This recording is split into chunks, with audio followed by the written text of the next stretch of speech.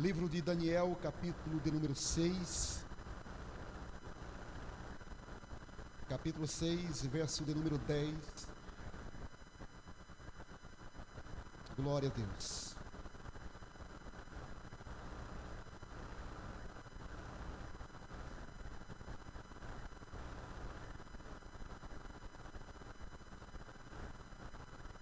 Daniel, capítulo 6, verso 10.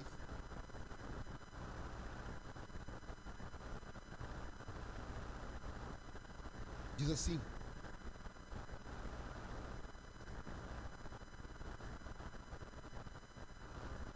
Daniel, pois, quando soube que a escritura estava assinada, entrou em sua casa.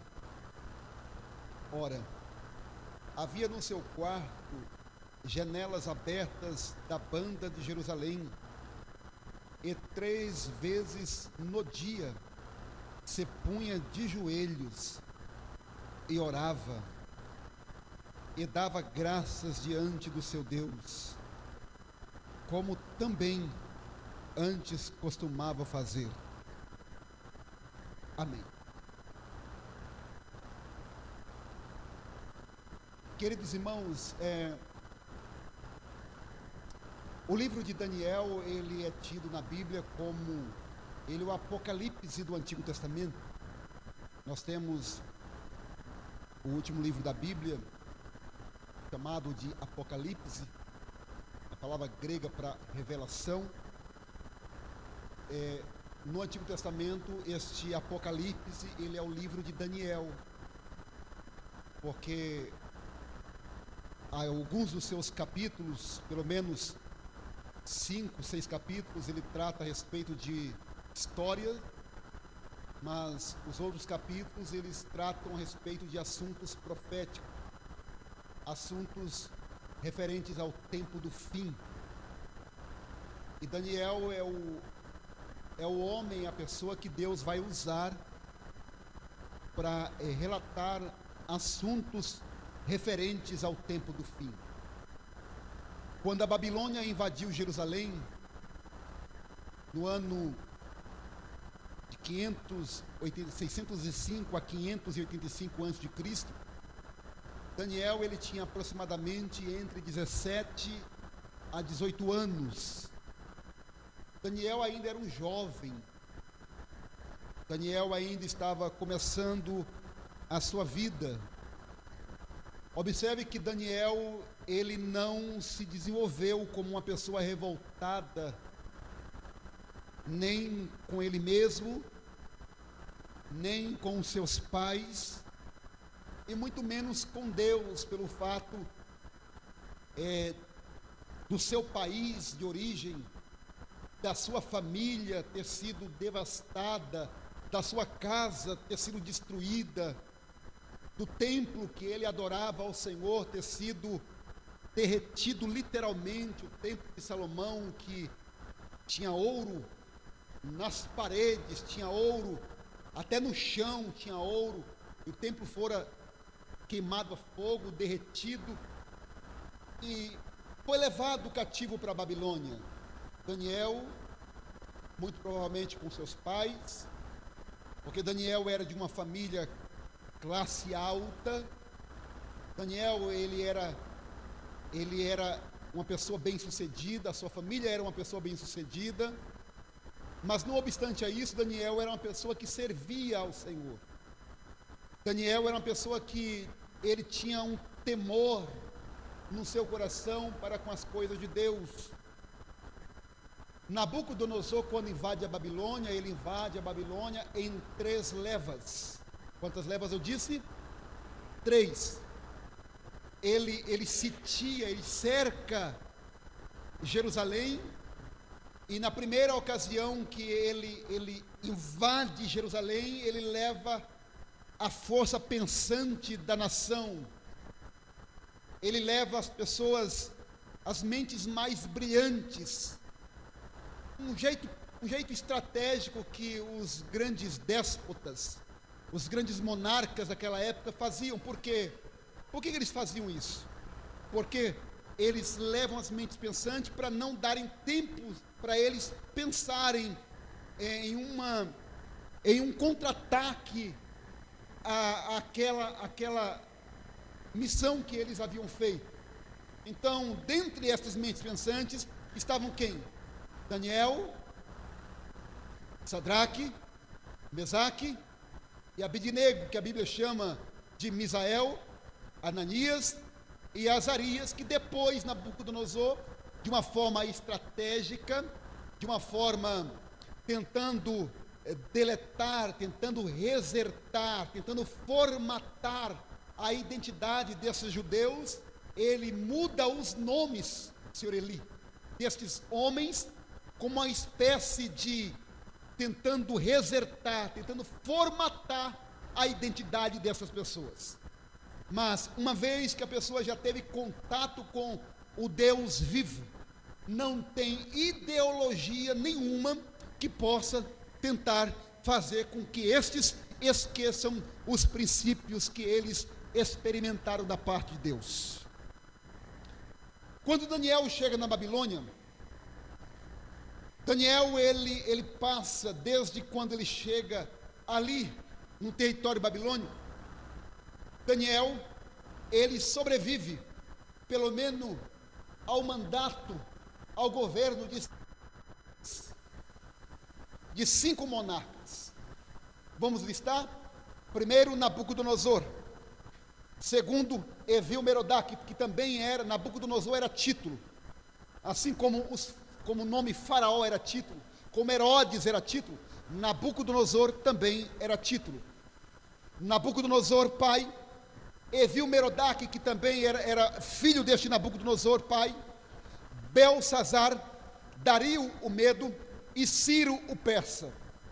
Observe, os irmãos, que ao sobreviver diante destes 5 monarcas, nós aprendemos uma lição muito grande com a vida de Daniel, porque o que fazia todos os reis naquela época, quando eles subjugavam um povo, quando eles conquistavam uma nação, o que eles faziam? A primeira coisa que eles faziam era matar as forças pensantes da época, era destituir do cargo aquelas pessoas que antes ocupavam um cargo de confiança. Só o que nós vemos aqui é ao contrário.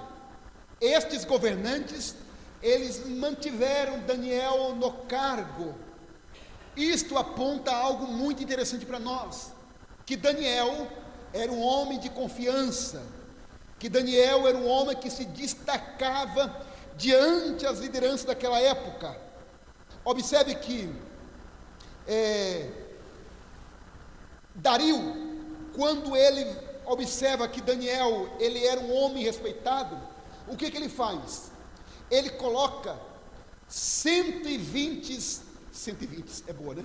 120 homens, 120 sátrapas, era a palavra que eles usavam para líderes daquela época, e divide o país da Babilônia em satrapias, em províncias, 120 sátrapas ou líderes para poder governar aquela região, e coloca 3 principais príncipes, dos quais Daniel era um deles, para poder servir como uma espécie de supervisor diante destes 120 líderes que estavam cuidando, supervisionando a Babilônia.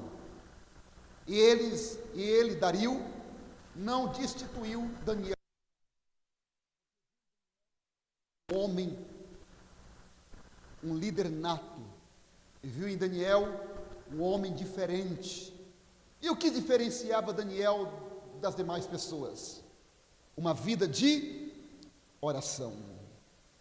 Nós lemos aqui que Daniel, ele orava 3 vezes ao dia. E isso, às vezes, é algo que para nós nos pega de um jeito muito firme. Agora vamos inverter? Quantas vezes ao dia nós pegamos no celular? Aí eu pego para ver a hora. Você vê tudo menos a hora. Eu estou falando algo que eu não estou aqui. Eu estou fazendo isso, mas ainda tem 3 apontado para mim. Porque eu também faço isso. A palavra primeiro ela corta aqui, para depois alcançar a igreja. Daniel, ele orava 3 vezes ao dia. Olha o que diz a Bíblia, verso 10 que nós lemos. Ele abria a janela da sua casa para a banda de Jerusalém. Isso é uma linguagem até interiorana, né? Para a banda de Jerusalém. Por que ele fazia isso? Porque Daniel, ele está fazendo menção àquilo que Salomão havia orado, lá no capítulo 8 de 2 Reis. Projeta para nós. Capítulo 8 de 2 Reis. É isso? 1 Reis, perdão. Capítulo 8, verso 44. Daniel está lembrando da oração que Salomão havia feito há anos atrás. Olha o que diz. Salomão orando. Quando o teu povo sair à guerra contra o seu inimigo, pelo caminho por que os enviares, e orarem ao Senhor para o lado desta cidade, que tu elegeste, e desta casa que edifiquei ao teu nome, verso seguinte. Ouve então nos céus a sua oração e a sua súplica, e faze-lhe a justiça. Daniel está se lembrando desta oração de Salomão. Ele entra no seu aposento, ele abre a sua janela para a região de Jerusalém.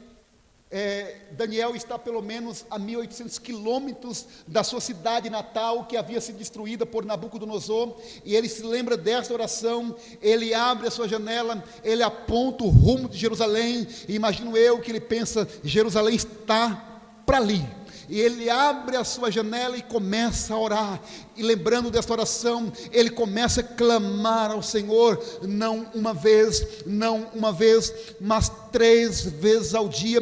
Ele clama ao Senhor, na certeza que o Deus dos céus estava não apenas olhando, mas ouvindo a sua oração. E detalhe, o verso 10 diz que ao abrir a sua janela para as bandas de Jerusalém, o final do versículo 10 disse assim, que ele fazia isto, como também antes costumava orar. Eu vou retroceder um pouquinho, o versículo 10, que disse que, e 3 vezes no dia se punha de joelhos. Pastor, você está dizendo que Deus não ouve oração se não for de joelho? É claro, óbvio que sim. Não importa a forma que você esteja orando. Jonas orou no ventre do grande peixe, e Deus ouviu a oração dele lá na profundeza do grande peixe.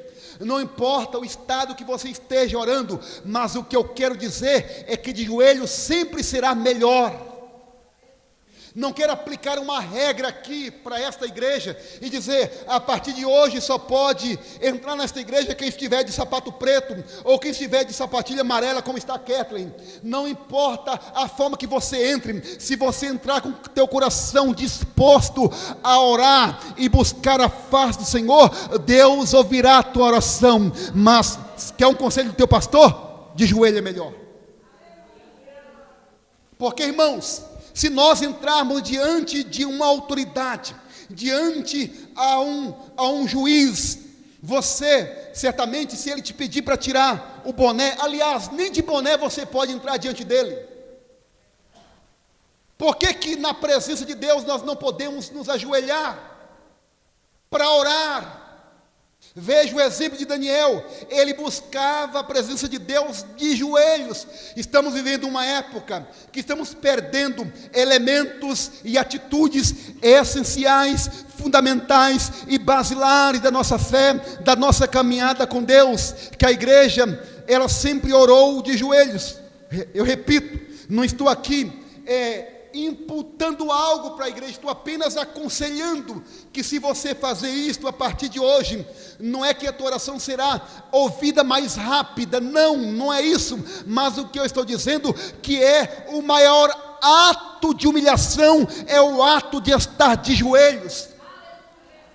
Quando no filme, quando nós ouvimos aí alguma reportagem policial, alguém dizendo que o infrator, o meliante, aborda alguém e coloca o revólver na cabeça dele e manda ele ajoelhar, aquele é o ato mais extremo de humilhação. Agora imagine você se prostrar diante ao Deus que fez a terra de joelho e orar e dizer: Senhor, eu não consegui durante o dia, mas eu estou aqui de joelho na tua presença, e o Deus dos céus que ouviu a oração de Daniel, ele vai se levantar do trono, ele vai ouvir a tua oração e vai olhar e dizer: ele veio arrastado, ela veio arrastada, está se prostrando diante de mim, eu vou ouvir a oração dele, eu vou responder a oração dela.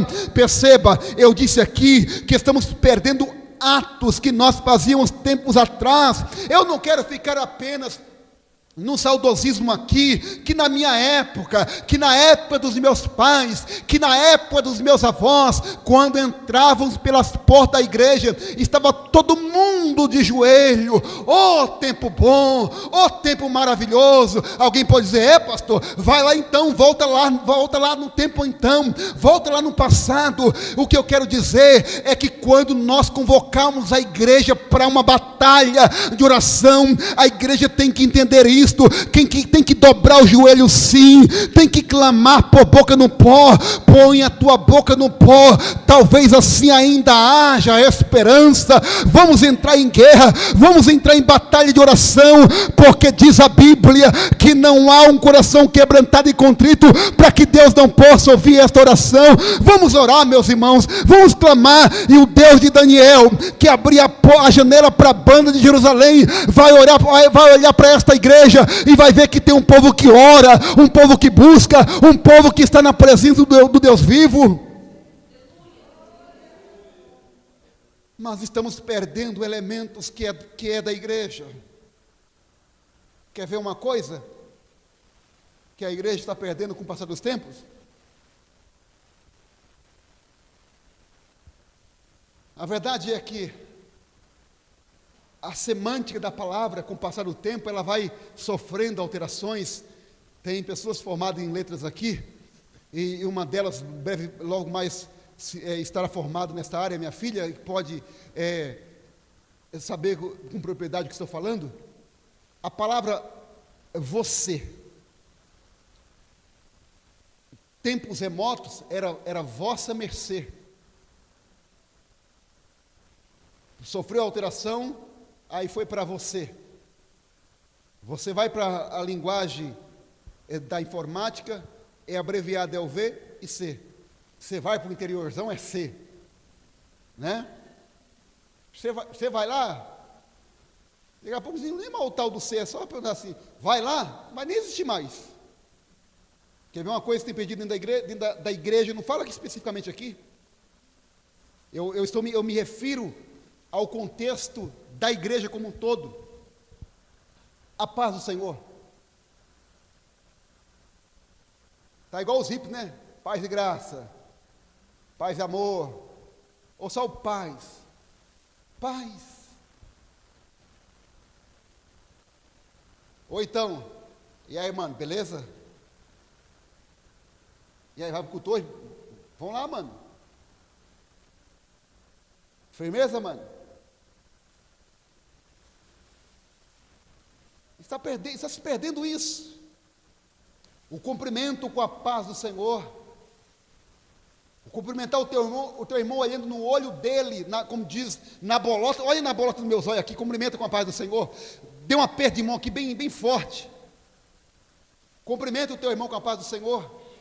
Não perca essa essência que é da igreja, que é algo, é herança bíblica, que é herança da igreja. Não podemos perder isto. Não podemos perder o hábito de entrar na igreja, dobrar o nosso joelho e orar de verdade.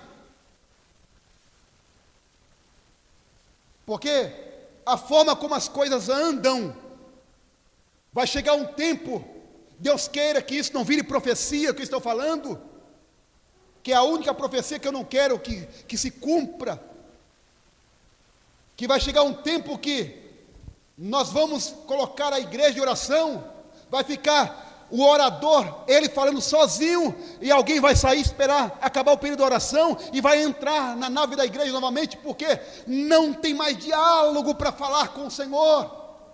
Eu disse aqui na quarta-feira, o tema foi sobre oração também, e o Deus, o Espírito Santo impulsionava para continuar sobre esse tema, é que quando se falta muito recurso literário para poder falar com Deus, uma coisa está acontecendo, é que falta intimidade, falta recurso literário para conversar com esse ser transcendente, com esse ser divino. E eu disse na quarta-feira, quando nós encontramos um amigo, ou quando você, irmã, que encontra uma amiga, que você fala com ela, que você fala com ele, você conversa, nós conversamos com ele, com ela, e aí, quando o papo está tão bom, termina o papo presencialmente, e o papo vai continuar pelas redes sociais, pelo WhatsApp. Por quê? Porque a conversa é boa, a conversa é agradável, e é até uma conversa sadia, é uma conversa boa de se ter mesmo. O que isso quer dizer? É intimidade com esta pessoa, o laço está estreito, você quer estar próximo dele, você quer estar próxima dela. Por quê? Porque tem uma afinidade, tem uma proximidade. Por que com Deus não é assim também? Ora-se apenas 3 minutos, acabou o papo com ele, não tem mais o que falar, começa a repetir as palavras, começa a pedir a Deus para abençoar os pecados, começa a dizer: dorme com Deus, Deus. Por quê? Porque falta o assunto para falar com este Deus. Mas quando você desenvolve assim como Daniel, levanta pela manhã, abre a sua janela para a banda de Jerusalém, está dizendo: Senhor, mesmo sem vontade de orar, eu estou falando contigo porque o Senhor conhece. É uma luta, é uma guerra espiritual, é como disse Paulo: miserável homem que sou, o bem que eu devo fazer não faço, o mal que eu não devo quando menos espero, este eu já fiz. Mas Senhor, mesmo cansado, mesmo sem palavras, eu preciso, não é que eu quero, eu preciso falar com o Senhor. Tem alguém que, assim como eu, precisa falar com o Senhor? Desenvolvamos uma linha de comunicação com os céus. Vamos desenvolver uma linha de acesso direta com o Senhor. E esta linha sempre foi direta com Ele. Não precisa de intermediário, não precisa de ninguém para pegar a tua oração e dizer: fala com Ele isso para mim, por favor. Não, o véu do templo foi rasgado de alto a baixo, e você tem acesso direto para entrar na sala do trono e dizer: Senhor, veja, antigamente tinha um sacerdote. Qual era uma das funções do sacerdote? Era pegar as tuas falas e levar diante de Deus. Quais eram uma das funções dos profetas? Era pegar a palavra de Deus e trazer para o povo. Hoje não precisa de mais disso. Você não precisa de um sacerdote, você não precisa de um padre, você não precisa de um pastor para pegar a tua oração, como que se ele fosse mais chegado de Deus. Deus não tem filho predileto, Deus não tem filha predileta. O mesmo caminho que Ele abriu através do seu sangue está aberto, e veja como isso é lindo. Ele recebe um pecador, Ele não recebe um pecadeiro. Tem diferença, pastor? Qual a diferença de pecador para pecadeiro? Pecador sou eu e você, pecadeiro é aquele que faz as práticas cotidianas mesmas como um ritmo da sua vida, como algo cotidianeiro na sua vida. Deus recebe aquele que tem um coração puro, um coração quebrantado, para poder entrar na sua presença, caminhando, rastejando. Ele olha, está entrando na minha presença alguém necessitado, mas com um coração puro e um coração aberto para receber o meu perdão e a minha presença.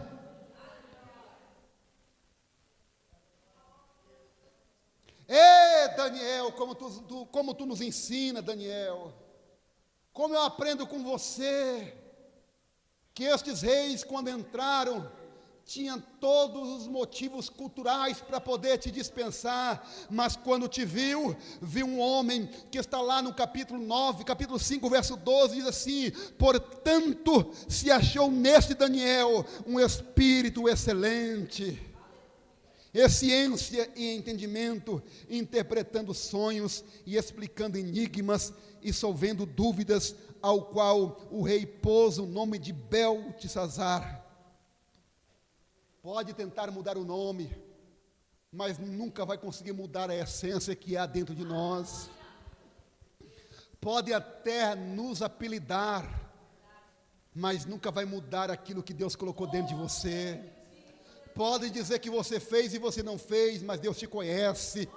Deus te conhece não apenas pelo teu CPF, Deus não te conhece pela rua que você mora, Deus não te conhece pela cor do teu cabelo, Deus não te conhece pela cor dos teus olhos, Deus não te conhece pelo número do teu sapato, Deus não te conhece pela roupa bonita ou esquisita que você usa, Deus não te conhece por nada disso.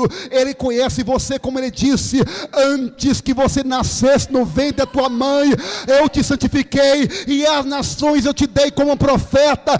Deus te conhece não por aquilo que as pessoas dizem ao teu respeito, mas Deus te conhece por aquilo que Ele disse que você seria, e Ele disse que você seria uma bênção, e você será uma bênção para a glória do nome de Jesus.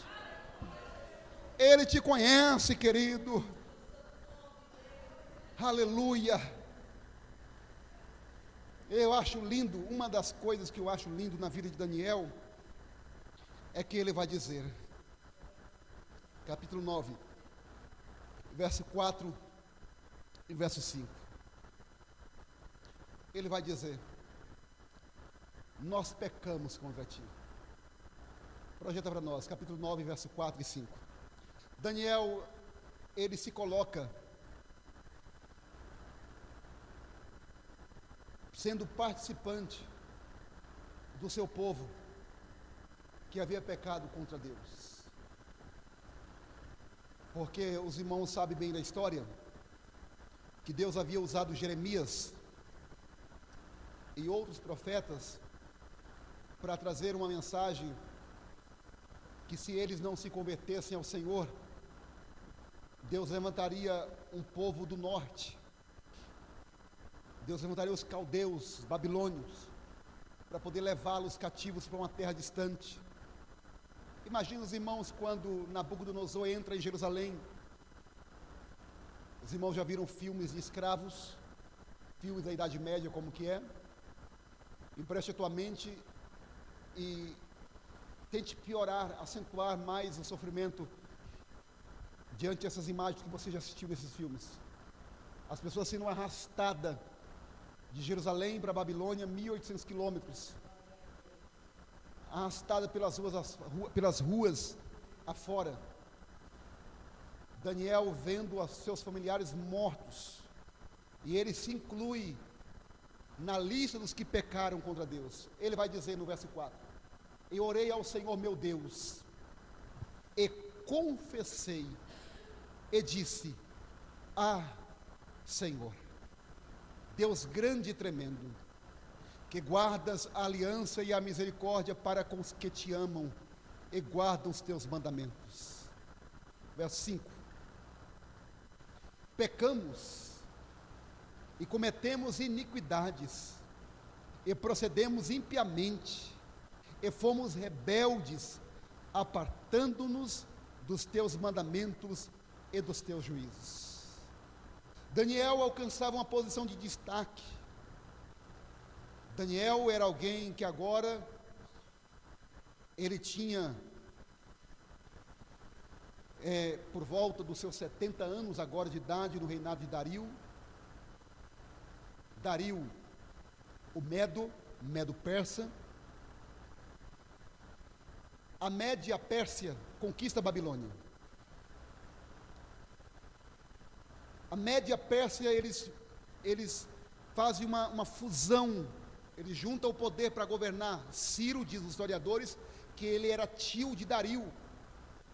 Ciro conquista a Babilônia.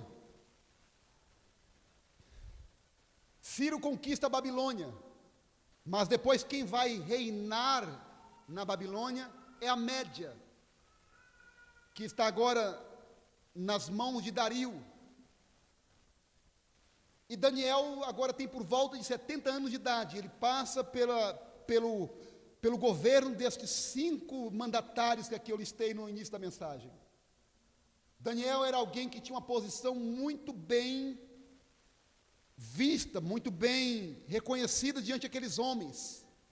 Se os irmãos forem ler o versículo 1 do capítulo 6, que nós iniciamos a leitura, eu li no versículo 10, mas o contexto dessa passagem vai dizer que os 120 governadores que Dario havia levantado em toda a Babilônia para poder servir como uma espécie de supervisores do reino, eles sentem ciúme de Daniel, porque Daniel era um homem destacado, Daniel era um homem respeitado, Daniel era um homem de autoridade, mas, porém, o fato dele ter autoridade não tornava ele um tirano, porque há diferença em ter autoridade e ser alguém autoritário, sim ou não?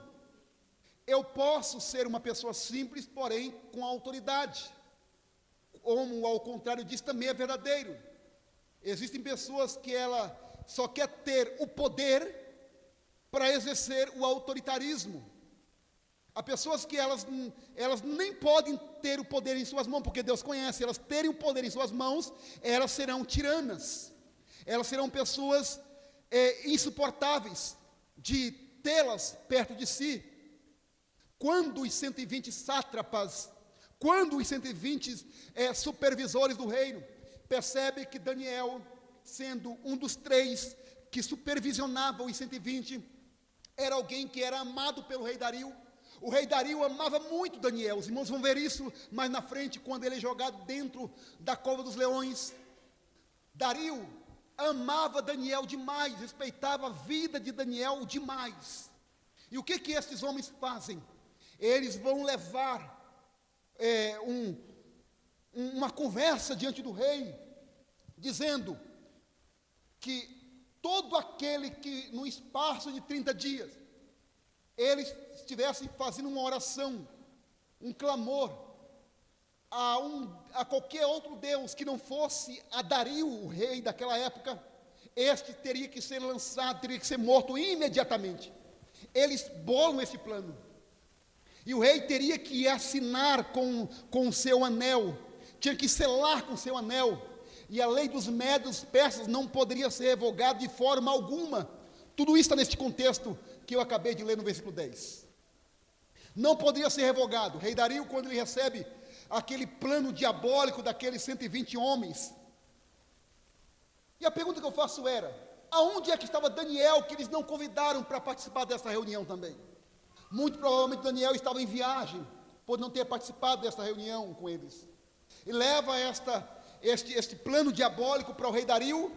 Dario, com o coração inflamado pelo ego, e lendo parte daquele edito, ele observou que aquilo que aqueles homens haviam planejado, havia bolado, escrito, tinha nas suas palavras que todo homem, todo ser vivente, tinha que adorar unicamente a ele. Ele, com seu ego inflamável, ele assina aquele edito. Pois bem, só que aquele edito era para eles pegarem Daniel, porque diz o verso de número 5, do capítulo 6, diz assim: então estes homens disseram: nunca acharemos ocasião contra este Daniel, se não procurarmos contra ele na lei do seu próprio Deus. Então eles queriam pegar Daniel na própria lei de Deus. Só que o que eles não sabiam é que Daniel era um homem de oração. O que eles não sabiam é que Daniel era um homem cujo seu próprio nome significa Deus é o meu juiz. O que eles não sabiam é que Daniel carregava na etimologia do seu próprio nome o significado de que ele tinha um Deus que julgava a sua própria causa. Então eles pensaram: vamos pegar Daniel na própria lei dele, do Deus dele, porque certamente em algum momento do dia ele vai estar orando, e aí nós pegaremos ele e vamos levar ele à morte. Vamos mostrar para o rei Dario que Daniel não respeitou a assinatura com seu próprio anel, de que ninguém poderia fazer nenhum tipo de oração a não ser Dario. E aí de repente diz a Bíblia, no versículo que nós lemos, Daniel abre a sua janela para as bandas de Jerusalém, e ele começa a orar ao Deus do céu e da terra. E diz a Bíblia que os homens, eles veem Daniel orando. Para eles poderem verem Daniel orando, é porque eles estavam ali na tocaia, para tentar pegar Daniel no flagra. E aí vai diante do rei, assim: ei, temos a prova. Mandei uma selfie para o senhor. Abra o teu WhatsApp aí. Veja quem é que está orando. Quem? Não te conto, rei. Aquele que tu tanto admiras, Daniel, estava orando, pegamos ele no flagra, e temos prova ainda. É claro que estou falando na versão Gleidson Silva aqui. Vou te mostrar a prova. Aqui, Daniel de joelho orando, pegamos ele no flagra. E que mal terrível é esse, pegar alguém orando? Oxalá que alguém nos pegue orando.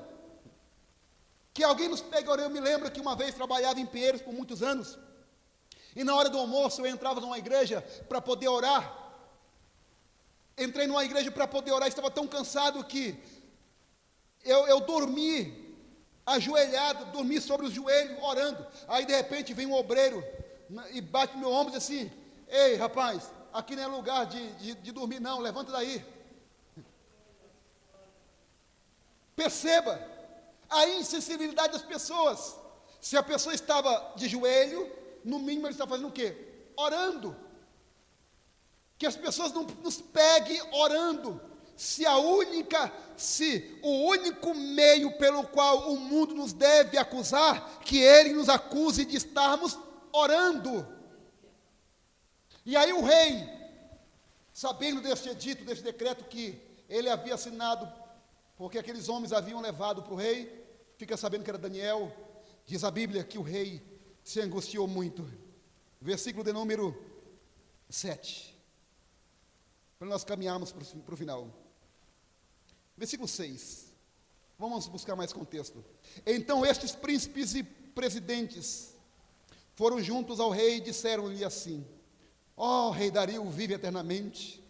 Todos os príncipes do reino, todos não, porque Daniel não estava presente, os prefeitos e presidentes, capitães e governadores tomaram conselho a fim de estabelecer um edito real e fazerem firme este mandamento que qualquer, verso 7, que qualquer que por espaço de 30 dias fizer uma petição a qualquer Deus ou a qualquer homem e não a ti, ó rei, seja lançado na cova dos leões.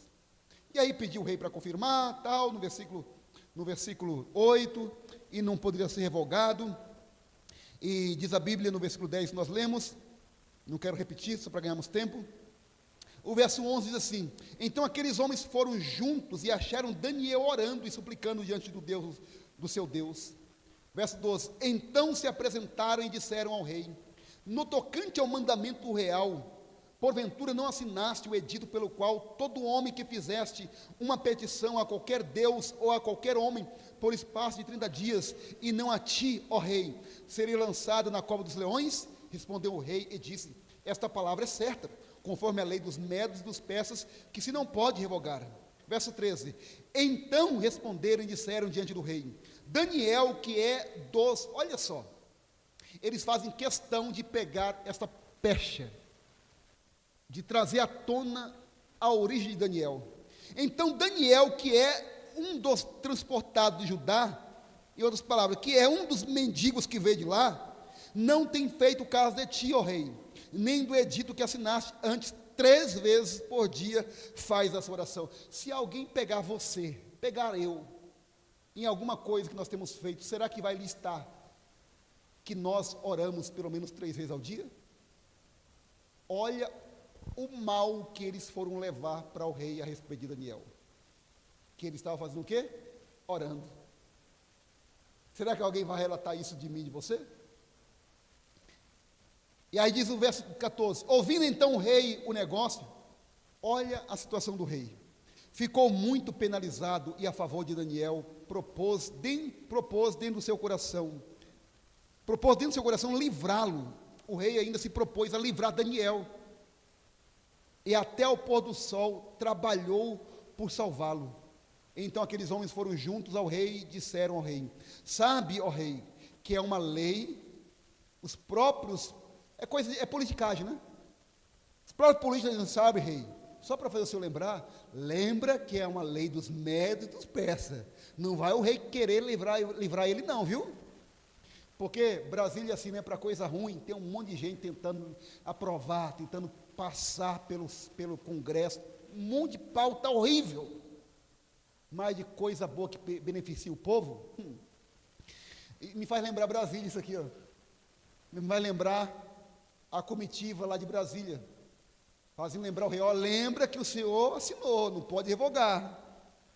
Aí no verso 16, então o rei ordenou que trouxesse a Daniel e o lançaram na cova dos leões, e falando o rei disse a Daniel, o teu Deus, é o rei falando, a quem tu continuamente serves, ele te livrará, Daniel.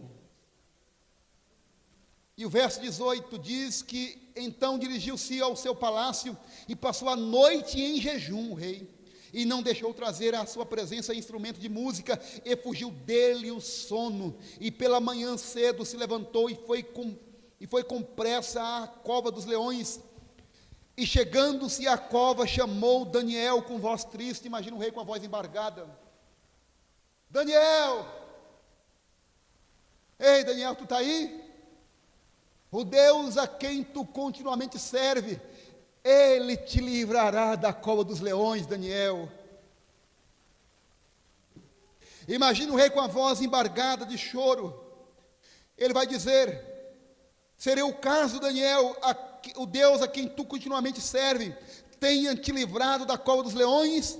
Daniel brada lá do fundo da cova dos leões e diz, então Daniel falou ao rei, ó rei, vive para sempre, o meu Deus enviou o seu anjo e fechou a boca dos leões para que não me fizesse dano, porque foi achada em mim inocência diante dele, e também contra ti, ó rei, não tem cometido delito algum. Meu irmão, quando o Senhor se depara diante a um crente que ora de verdade, não é oração de crente mola. O que é crente mola? Ele faz isso, ele ajoelha e se levanta, não tem prazer de estar na presença do Deus vivo. Mas quando nós nos deparamos diante de coisa que agrada o nosso ego, que agrada os nossos olhos, nós perdemos hora a fios diante a coisas que não glorificam a Deus em nada. Mas como diz o Senhor, nem sequer uma hora pode velar comigo em oração, que nós sejamos como Daniel, oremos, porque o Deus dos céus, ele ouve a oração do seu povo. Glória a Deus, aleluia, aleluia, amém, meus irmãos, amém. Que nós recebamos esta palavra e sejamos ministrados pela palavra do Senhor.